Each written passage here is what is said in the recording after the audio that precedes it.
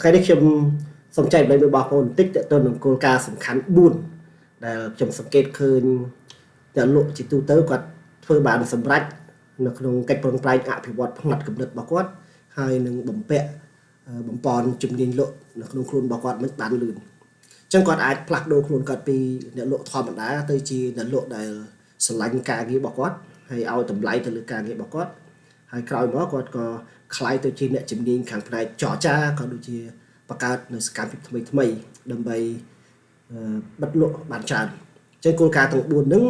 មែនតើនេះវាមិនមែនកាត់ចេញពីខ្ញុំទេប៉ុន្តែវាកាត់ចេញមកពីការសង្កេតវាកាត់ចេញមកពីការ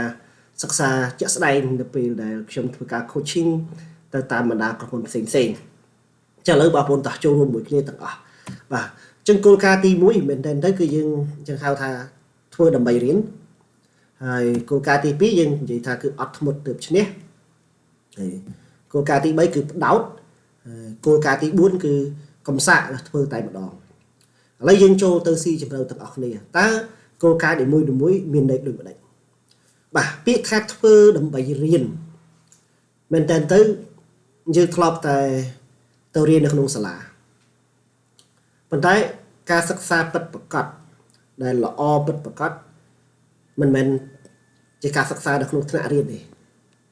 គឺជាការសិក្សាចេញពីជីវិតពិត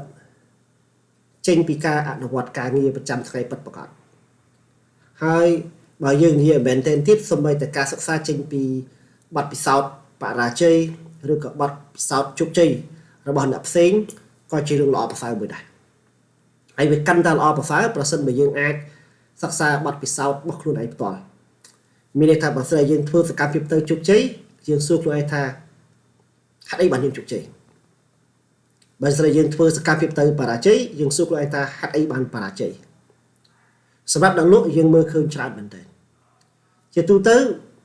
យើងអត់ត្រូវខ្លាចអតិថិជនទេព្រោះនៅពេលដែលយើងខ្លាចអតិថិជនយើងអត់ហ៊ានទៅជួបគាត់ទេដល់ពេលយើងអត់ហ៊ានទៅជួបគាត់យើងអត់បានដឹងអ្វីពិតប្រាកដចេញមកពីមាត់គាត់ទេដូច្នេះដើម្បីឲ្យយើងបានរៀនសូត្រដើម្បីយើងទទួលបានលទ្ធផលទៅថ្ងៃក្រោយថ្ងៃហ្នឹងយើងធ្វើបានស្ដេចអត់សំខាន់ទេអ្វីដែលសំខាន់ថាថ្ងៃហ្នឹងយើងរៀនបានអីពីអ្វីដែលយើងបានធ្វើជាក់ស្ដែងជាមួយនឹងអតិថិជនហ្នឹងបើយើងចង់អភិវឌ្ឍជំនាញរបស់យើងឲ្យខ្លាំងបើយើងចង់អភិវឌ្ឍផ្នត់គំនិតរបស់យើងឲ្យកាន់តែរឹងមាំឲ្យកាន់តែស្វាហាប់យើងត្រូវតែធ្វើសកម្មភាពបានច្រើនព្រោះពេលដែលយើងធ្វើកាន់តែច្រើនយើងដឹងកាន់តែច្រើនហើយយើងរៀនសូត្រក៏បានកាន់តែច្រើនដែរបើយើងអត់ដឹងអីសោះបើយើងអត់តន់ចេះអីសោះជំរឿនដែលធ្វើយើងរៀនលឿនផុតគឺធ្វើខ្ញុំតែនិយាយជាមួយនឹងក្រុមការងាររបស់ខ្ញុំហើយក៏ដូចជាភ្នាក់ងារដែលពួកខ្ញុំទៅបង្វឹកទាំងអស់កន្លែងណាដែលគាត់អត់ច្បាស់គឺយើងដាក់ការងារឲ្យគាត់ធ្វើកន្លែងដែលបានច្រើនអញ្ចឹងនៅពេលដែលគាត់ធ្វើការងារនឹងបានហើយធ្វើទៀតទីបំផុតក្នុងរយៈពេល1សប្តាហ៍ឬក្នុងរយៈពេលតែ1ខែគាត់ស្ទាត់ហើយគាត់ច្បាស់ពីការងារនឹងតែម្ដងចំណុចសំខាន់គឺធ្វើបានយើងបានរៀនពិតប្រាកដពីអ្វីដែលយើងចង់រៀនហ្នឹងបើយើងគ្រាន់តែស្ដាប់បើយើងគ្រាន់តែអានហើយយើងអត់ធ្វើ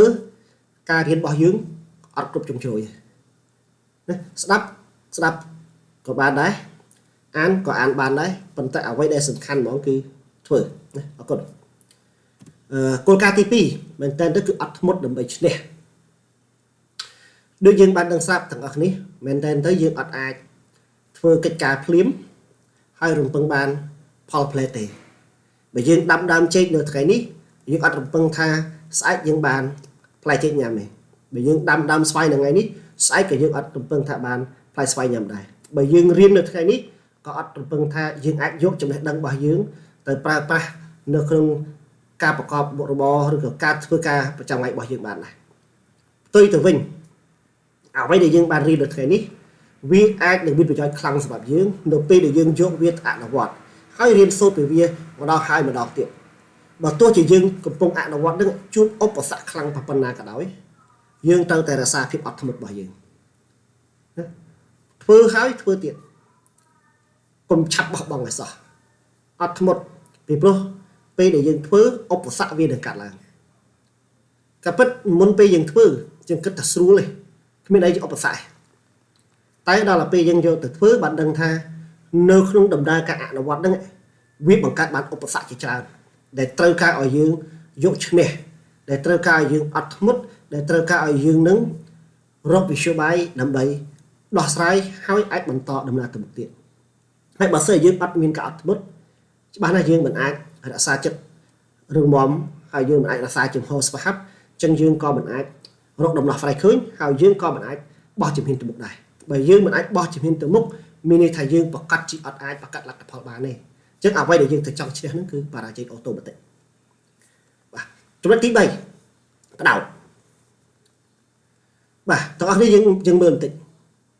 បើយើងក៏លេខមើលជុំវិញខ្លួនយើងឬក៏ពិភពលោកទាំងមូលមនុស្សដែលជោគជ័យទាំងអស់ភាគច្រើនគាត់អត់ធ្វើការងារច្រើនទេក្នុងពេលតែមួយគាត់បដោតធ្វើរឿងមួយឲ្យជោគជ័យសិនពេលដែលរឿងមួយនឹងជោគជ័យហើយគាត់មានគ្រឹះរឹងមាំហើយបានគាត់ចាប់ដើមបំបែកទៅអាជីវកម្មផ្សេងៗទៀត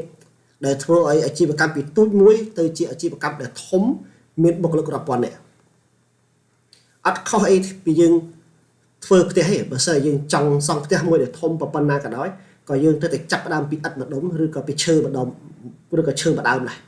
ដើម្បីយើងអាចទៅធំបានអញ្ចឹងប្រសិនបើយើងចាប់ដើមភ្លាមហើយយើងធ្វើធំផ្លេតឱកាសដែលយើងជោគជ័យគឺទាបមែនតើប៉ុន្តែប្រសិនបើយើងបដោតធ្វើរឿងទូចមួយឲ្យបានល្អបំផុតធ្វើឲ្យបានរហូតទៅដល់គេនឹកស្មានមិនដល់ហើយយើងបង្កើតបានលទ្ធផលជោគជ័យបំបែកចេញពីវាម្ដងបន្តិចម្ដងបន្តិចវានឹងទៅធំដល់ខ្លួននេះអ្នកលក់គឺអញ្ចឹងបងប្អូនយើងមើលនៅក្នុងជំនាញសំខាន់របស់អ្នកលក់មាន7ធំជាថាជំនាញទី1គឺធ្វើម៉េចចម្រាញ់អតិថិជនរកអតិថិជនគាត់ឲ្យត្រូវជំនាញទី2គឺធ្វើម៉េចបង្កើតទំនាក់ទំនងជាមួយអតិថិជនឲ្យបានសម្រេចហើយជំនាញទី3គឺតាក់ទងជាមួយនឹងការសិក្សាតម្រូវការរបស់អតិថិជនជំនាញទី4គឺតាក់ទងជាមួយនឹងការបង្កើតភាពបន្ទាន់នៅក្នុងចិត្តអតិថិជន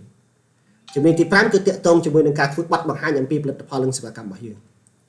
ជំនាញទី6តាក់ទងនឹងការបិទលក់ហើយជំនាញទី7គឺតាក់ទងជាមួយនឹងការដោះស្រាយពាក្យបដិសេធអញ្ចឹងប្រសិនបើយើងរៀន7ជំនាញនៅក្នុងពេលតែមួយច្បាស់ណាស់គឺយើងប្រកាសជាទៅអត់រួចទេផ្ទុយទៅវិញប្រសិនបើយើងរៀនម្ដងមួយជំនាញដោតជំនាញមួយឲ្យចប់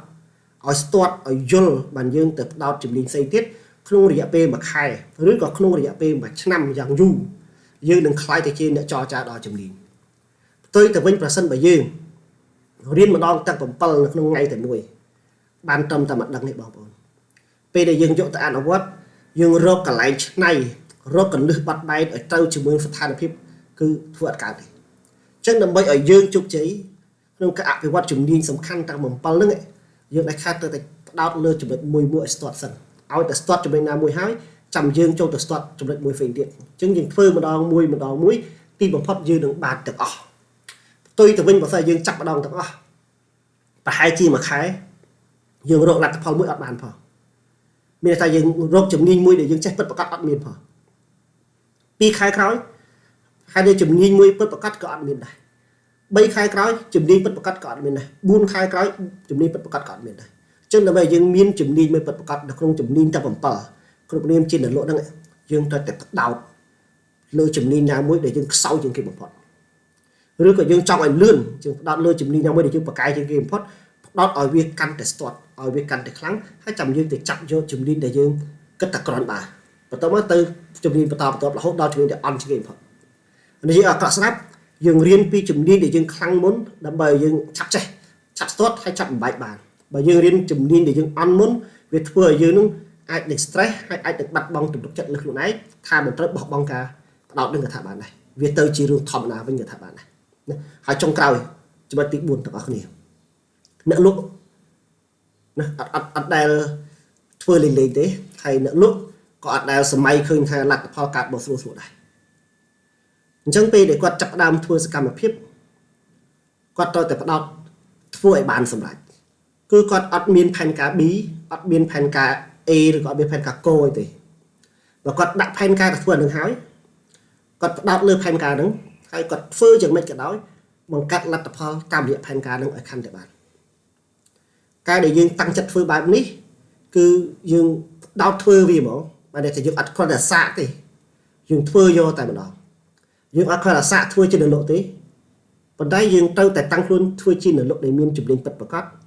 យើងត្រូវតែតាំងខ្លួនធ្វើជាអ្នកលក់ដែលមានសមត្ថភាពពិតប្រាកដយើងតាំងខ្លួនធ្វើជាអ្នកលក់ដែលស្រឡាញ់ការងារនឹងពិតប្រាកដអញ្ចឹងខ្ញុំទាញមកវិញបន្តិចបងប្អូននៅក្នុងរូបភាពជាអ្នកលក់ពេលដែលយើងសម្រេចចិត្តធ្វើកិច្ចការអីមួយឧទាហរណ៍បើសិនជាយើងថាអង្គុយវិភាគអតិថិជនគោលដៅអញ្ចឹងកុំធ្វើលេងផ្ដោតវិភាគអតិថិជនគោលដៅឲ្យបានល្អបំផុតអញ្ចឹងយើងត្រូវតែវិភាគឲ្យស៊ីជម្រៅបើសិនជាយើងតាំងចិត្តថាទៅជួបអតិថិជនកុំទៅជួបសាកល្បងទៅជួបក្នុងនាមជាអ្នកមានវិជ្ជាជីវៈពិតប្រាកដក្នុងនាមជាអ្នកមានវិជ្ជាជីវៈត្រឹមត្រូវហើយផ្ដោតទៅជែកជាមួយនឹងអតិថិជនដើម្បីបង្កើតលទ្ធផលតាមចិត្តខ្ញុំទាញមកវិញបន្តិចអត់ខ្វល់ថាយើងមានដងពីកំណើតឬក៏អត់មានដងពីកំណើតទេប្រសិនបើយើងអនុវត្តតាមគោលការណ៍ទាំង4ហ្នឹងបាទទី1គឺយើងធ្វើដើម្បីរៀនយើងចេះឲ្យតែយើងតាំងចិត្តតែធ្វើយើងប្រកាសជាអាចរៀនបានហើយយើងប្រកាសជាអាចចេះនៅពេលក្រោយទី2យើងត្រូវតែមានចិត្តអំណត់អត់ធ្មត់ប្រសិនបើយើងពិតជាចង់សម្រេចគោលដៅរបស់យើងមែនពីព្រោះនៅក្នុងដំណើរការដែលយើងធ្វើច្បាស់ណាស់យើងជួបឧបសគ្គហើយវាទាមទារចិត្តអំណត់ទើបយើងអាចធ្វើដំណើរទៅមុខទៀតបានហើយទី3យើងទៅច្បាស់ហ្មងគឺត្រូវតែផ្ដោតធ្វើរឿងត្រឹមត្រូវផ្ដោតធ្វើការអភិវឌ្ឍខ្លួនឯងផ្ដោតទៅលើអតិថិជនផ្ដោតទៅលើគោលដៅរបស់យើងឲ្យបានច្រើនកុំធ្វើនេះតិចធ្វើនោះតិចកុំចង់នេះតិចចង់នោះតិចអញ្ចឹងយើងអត់ប្រកាសលទ្ធផលបានទេហើយចុងក្រោយនៅពេលដែលយើងជ្រើសរើសធ្វើអីមួយហើយយើងត្រូវតែធ្វើឲ្យអស់ពីចិត្តកុំគ្រាន់តែសាកឲ្យសោះគឺធ្វើឲ្យអស់ពីចិត្តតែម្ដងទើបយើងអាចប្រកាសលទ្ធផលបានល្អប្រសើរអូខេអរគុណច្រើនបងប្អូនសង្ឃឹមថាបងប្អូនអាចនឹងយកគន្លឹះទាំង4នេះដើម្បីអភិវឌ្ឍខ្លួនឯងឲ្យក្លាយទៅជាអ្នកចរចាដែលមានជំនាញពិតប្រាកដនៅថ្ងៃណាមួយអូខេអរគុណច្រើនយើងចង់បាន